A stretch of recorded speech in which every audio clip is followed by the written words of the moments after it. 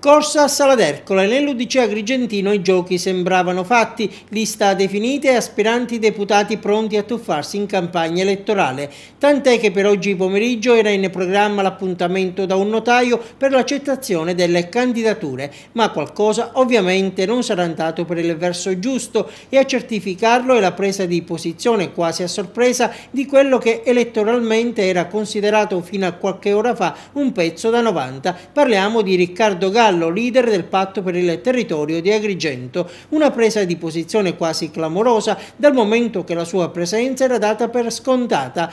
A rimettere tutto in discussione ci ha pensato una nota diffusa in mattinata da Piero Macedonio, presidente provinciale del movimento. Il contenuto sa di presa di distanze dall'Udc, che tra l'altro è il partito di Marco Zambuto, a cui lui fa l'assessore al comune di Agrigento. Macedonio chiarisce: la notizia della candidatura di Riccardo Gallo nel partito di Casini è infondata.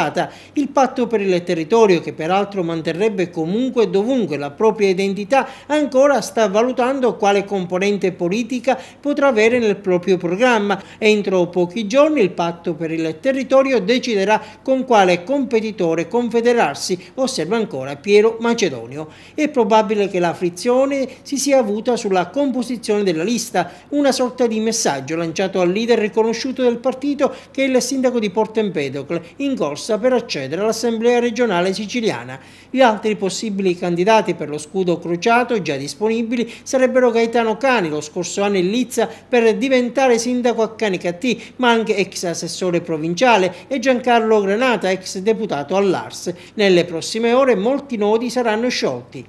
È data ormai per certa la candidatura di Pippo Scalia, deputato nazionale, nella lista legata al candidato presidente della regione, Nello Musumeci, nella quale troveranno spazio anche il dirigente della destra, Domenico Incartona, e l'ex assessore provinciale il palmese Stefano Castellino. Gli altri candidati già ufficiali sono Mariano Ragusa, che si è dimesso da assessore della Giunta d'Orsi, correrà nelle file degli autonomisti, il favarese Giuseppe Arnone nelle file del PID, così come farà quasi certamente Arturo Ripepe, consigliere provinciale. C'è anche l'altro Giuseppe Arnone, l'ambientalista. Lui bussa alle porte del Partito Democratico, ma alla fine con molta probabilità troverà spazio nella lista collegata a Rosario Crocetta, in corsa per essere eletto governatore della Sicilia. E infine ci sono i deputati uscenti, pronti per tornare all'Ars: Roberto Di Mauro, MPS, Michele Cimino, Grande Sud, Salvatore Cascio, PID, Nino Bosco, PDL, Luigi Gentile, FLI, e poi i 3 parlamentari del PD, Giacomo Di Benedetto, Giovanni